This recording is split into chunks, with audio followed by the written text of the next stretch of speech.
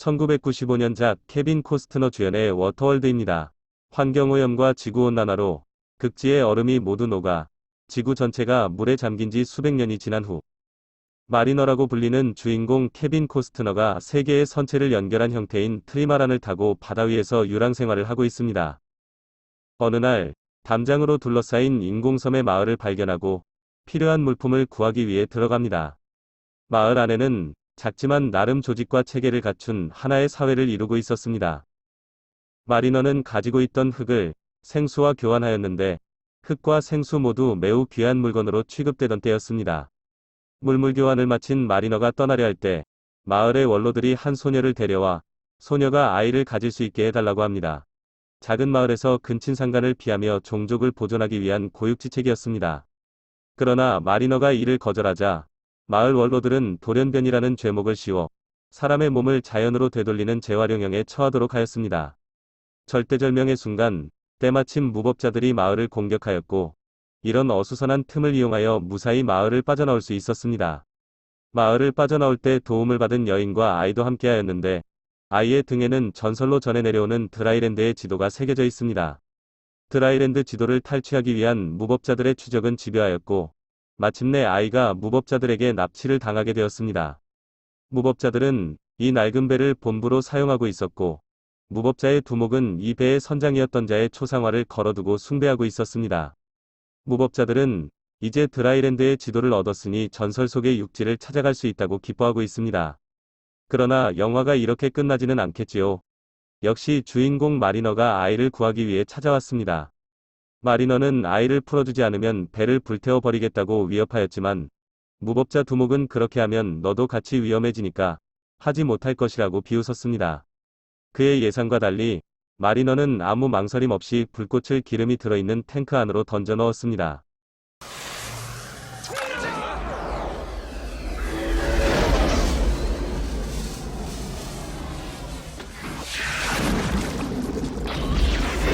Oh, thank God.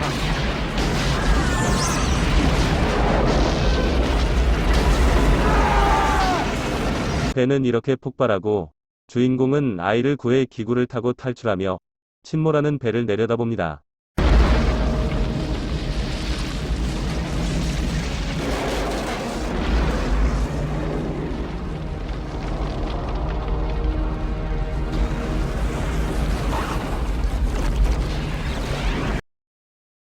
이 장면에서 선 및 트랜섬 부위에 적혀있는 엑손 발데즈라는 선명이 보입니다. 바로 오늘 우리가 알아보려고 하는 그 배입니다. 엑손 발데즈는 1986년에 미국의 나스코 캘리포니아 조선소에서 건조된 초대형 유조선입니다. 재화 중량은 21만 4천 톤이며 길이 301m, 폭 51m, 깊이 27m 크기의 원유 운반선입니다. 그런데 이 배가 왜 그렇게 유명해졌을까요? 그것은 바로 1989년 3월 24일 미국 역사상 최악의 기름 유출 사고를 발생시킨 주범이었기 때문입니다. 게다가 기름 유출 사고 현장이 최고의 청정 지역이며 자연의 보고인 알래스카 해역이었기 때문에 더욱더 세계인의 주목을 받았습니다. 푸르도만의 유전에서 알래스카 파이프라인을 타고 이송된 원유 20만 톤을 발데즈 터미널에서 선적한 엑손 발데즈호는 3월 23일 밤 9시 반경에 캘리포니아 롱비치를 향해 출항합니다. 그러나 출항 후 몇 시간 지나지 않은 24일 새벽, 프린스 윌리엄 해협에서 좌초되어 4만 톤 이상의 원유를 유출하는 사고를 발생시켰습니다. 화물 탱크에 남아있는 원유를 쉽투쉽 방식으로 다른 배로 이송하고 오일 펜스를 이용하여 떠있는 기름을 회수하는 노력을 하였지만 사상 최악의 생태학적 재해를 막을 수는 없었습니다. 게다가 바다의 기름을 제거하기 위해 사용한 화학약품과 해변의 기름 청소를 위해 사용한 고온 고압수 세척은 또 다른 환경 문제를 야기시켰습니다. 이 그림은 여러 종류의 생물들이 이 지역에 다시 나타나 부분적으로나마 생태가 복구되는 데 소요되는 시간을 보여줍니다. 사고의 원인으로 엑손사가 선원들에게 충분한 휴식 시간을 주지 않고 혹사하였다. 사고 시 조타실 당직이던 3등 항해사가 피로와 과부하로 적절히 대응하지 못했다. 엑손사가 오래전 고장난 충돌 회피 장치의 레이더를 수리해주지 않았다 등을 들고 있으나 선장인 헤이즐우드가 만취 상태였다는 것이 알려지면서 엑손사는 그를 좌초 사건의 주범으로 비난하였고 헤이즐우드는 마녀사냥이라고 반발하였습니다.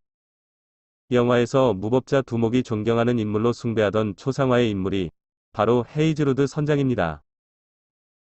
이 사고의 여파로 미국은 자국에 입항하는 모든 탱커선은 이중선체를 필수적으로 갖추어야 한다는 오일 폴루션 액트 1990을 발표하였고 이 요구사항은 1992년의 IMO에서도 채택되어 해상오염 방지조약에 반영되었습니다.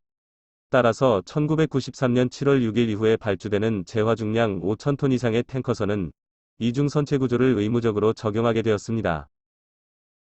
이중선체 구조는 화물탱크의 하부와 측면을 그림과 같이 두 겹으로 하고 그 사이의 공간은 평형수 탱크로 사용하는 구조를 말하며 통상 더블헐이라고 불립니다. 더블헐 탱커선의 단면은 이 그림과 같은 모양을 갖게 됩니다. 우리나라에서도 태안 기름 유출 사고로 알려진 유사한 재난사고가 있었습니다. 2007년 12월 7일 삼성중공업의 해상크레인이 유조선 허베이 스피리토를 충돌하여 발생한 사고입니다. 14만 6천톤급 유조선의 화물탱크 3군데의 구멍이 뚫려서 12,500톤의 기름이 유출된 사고입니다. 1993년에 싱글헐로 건조된 허베이 스피리토는 2010년까지 더블헐 적용이 유예되었는데 불행히도 바로 이 기간 중에 사고가 발생한 것입니다.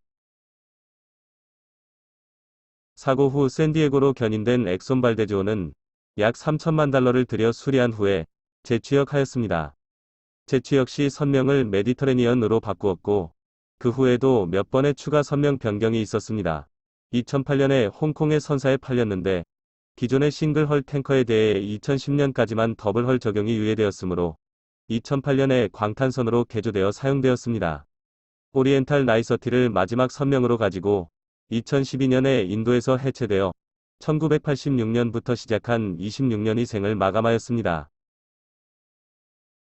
영화에서는 갑판 위에서 비행기가 이륙하는 것과 같이 비현실적인 장면도 있고 불꽃이 기름 탱크로 던져질 때 지나는 긴 파이프와 같이 실제 유조선에는 없는 장치도 등장하지만 영화는 영화일 뿐 미국, 일본, 싱가포르의 유니버설 스튜디오 테마파크에는 워터월드 세트장이 설치되어 쇼를 펼치고 있습니다. 좋은 것이든 나쁜 것이든 인간은 끊임없이 새로운 기록을 만들어내고 있나 봅니다. 미국 역사상 최악의 기름 유출 사고라는 타이틀은 2010년 멕시코만에서 발생한 초대형 재난인 디버터 호라이즌 사건으로 대체되었습니다.